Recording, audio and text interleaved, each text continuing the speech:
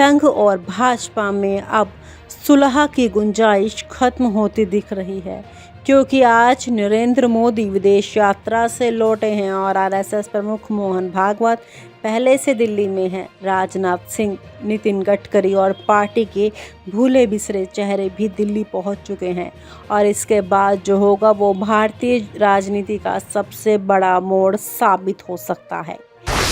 आज की तारीख एक निर्णायक दिन 9 जुलाई 2025।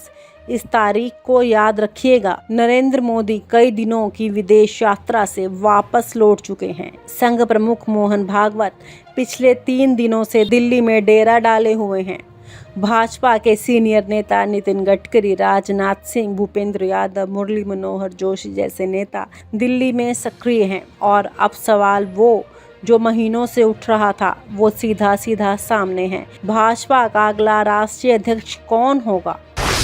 अध्यक्ष की कुर्सी नहीं, सत्ता का रिमोट। भाजपा अध्यक्ष की कुर्सी को यूं ही नहीं कहा जाता, पार्टी की आत्मा का रिमोट। 2024 के चुनाव के बाद से ही यह पद स्थगित रखा गया है। जेपी नड्डा का कार्यकाल बढ़ता रहा, नई नियुक्ति की तारीखें टाली जाती रही, मीडिया में नए नए नाम आते रहे, लेकिन कोई औपचारिक ऐलान नहीं। क्यों? क्योंकि संघ में नरेंद्र मोदी, अमित शाह के बीच नाम पर सहमति नहीं बन पा रही। संघ चाहता है एक विचारधारात्मक चेहरा, संघ की नजदीकी पहचान और मोदी शाह से स्वतंत्र सोच। लेकिन मोदी शाह चाहते हैं पूरी तरह वफादार चेहरा जो 2029 तक उनके रोड मैप में बाधा ना डाले और संघ से दूरी बनाए रखे।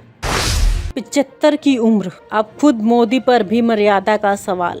सितंबर 2025 में नरेंद्र मोदी 75 वर्ष के हो जाएंगे और संघ भाजपा में वर्षों से औपचारिक परंपरा रही है कि 75 की उम्र के बाद नेता सक्रिय पद से हटते हैं। लाल कृष्ण आडवाणी हटे, मुरली मनोहर जोशी हटाए गए, यशवंत सिन्हा, शांता कुमार जैसे नेताओं को भी किनारे लगाया गया।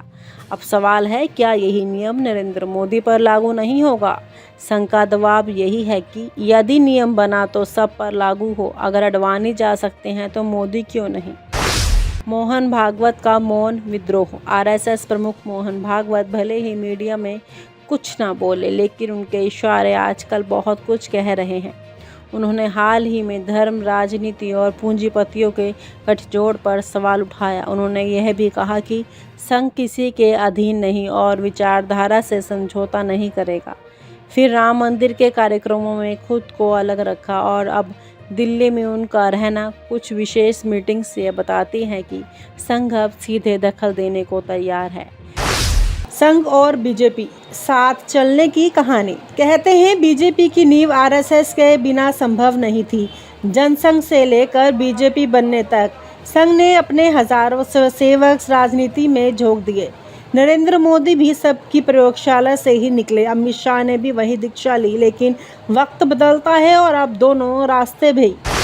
मोदी शाह की ताकत और संघ की नाराजगी। 2014 में नरेंद्र मोदी के प्रधानमंत्री बनने के बाद बीजेपी का कद इतना बढ़ा कि खुद संघ भी हैरान रह गया। मोदी शाह की जोड़ी ने पूरे देश में बीजेपी को विस्तार दिया, चुनाव दर चुनाव जीत दिलाई। लेकिन इसी सफर में संघ को लगने लगा कि मोदी और शाह संगठन को दरकिनार कर रहे हैं। संघ के बड़े नेता आपस में कहते हैं मोदी शाह सिर्फ अपने भरोसे के लोगों को आगे बढ़ा रहे हैं, संघ की बात कम सुनते हैं। यही बात धीरे धीरे मनमुटाव में बदलने लगी। जब मोहन भागवत बने मोदी शाह की आग की किरकिरी। मोहन भागवत जो आमतौर पर पर्दे के पीछे से काम करते हैं, अब खुलकर सामने आ चुके हैं। सूत्रों की माने तो मोदी और शाह ने कई मौकों पर भागवत को किनारे करने की साजिश रची, चाहे वह संगठन में अपने पसंदीदा लोगों की नियुक्ति हो या संघ की बातों को नज़रअंदाज करना। भागवत को यह सब बर्दाश्त नहीं और अब उन्होंने ठान लिया कि इस बार बीजेपी अध्यक्ष का फैसला सिर्फ और सिर्फ संघ करेगा। बीजेपी अध्यक्ष पद पर छिड़ी जंग। बीजेपी का नया अध्यक्ष कौन होगा? सवाल सीधा है, लेकिन जवाब बहुत पेचीदा। मोदी और शाह चाहते हैं कि अध्यक्ष उनकी पसंद का हो, जो उनके इशारे पर चले। वही संघ चाहता है कि अध्यक्ष ऐसा हो जो संगठन की नीतियों का पालन करे और पार्टी को संघ के मूल विचारों से जोड़े रखे। यही वजह है कि महीनों से बीजेपी अध्यक्ष के नाम का ऐलान टल रहा है। भागवत का दबाव, मोदी शाह की चुप्पी। मोहन भागवत ने साफ कर दिया है कि इस बार समझौता नहीं होगा। सूत्रों का दावा है कि भागवत लगातार पीएम मोदी पर दबाव बना रहे हैं। दरअसल मोदी शाह जानते हैं कि अगर इस बार अध्यक्ष संघ की पसंद का बनता है तो पार्टी पर उनकी पकड़ कमजोर पड़ जाएगी। यही वजह है कि वो चुप हैं, लेकिन अंदर ही अंदर रणनीति बना रहे हैं। संघ का प्रस्तावित नाम संजय जोशी। सबसे बड़ी सरप्राइज तो ये है कि संजय जोशी का नाम, जी हाँ, वही संजय जोशी जिनकी वजह से कभी नरेंद्र मोदी पार्टी छोड़ने तक को तैयार थे, वही जो आज मोदी विरोधियों का पोस्टर बॉय बनते जा रहे हैं। संघ लंबे समय से संजय जोशी को फिर से सक्रिय देखना चाहता है। उनके संघनिष्ठ विचार और नॉन कॉर्पोरेट स्टाइल संघ को पसंद है, लेकिन मोदी शाह जोशी को कभी माफ नहीं कर पाए। अब जब भागवत दिल्ली में है और जोशी को लेकर बातें फिर तेज हो गई हैं, तो यह टकराव अब खुला है। नितिन गडकरी क्या यही संघ का चेहरा बनेंगे? नितिन गडकरी भी अचानक दिल्ली में दिख रहे हैं, जबकि वह स्वास्थ्य कारणों से कई मीटिंग्स से दूर थे। उनका हाल ही में दिया गया बयान, देश अमीरों के हाथ में चला गया, 80% आबादी गरीब है। यह बयान सिर्फ आर्थिक नहीं था, यह राजनीतिक असहमति का प्रतीक था।